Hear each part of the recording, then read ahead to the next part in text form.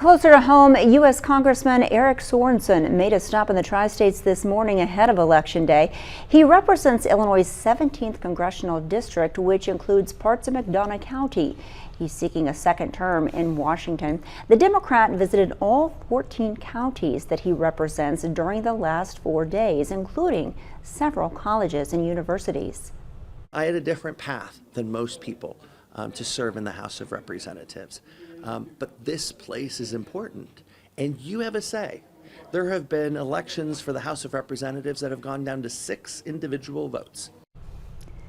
Sorensen is running against Republican Joseph McGraw.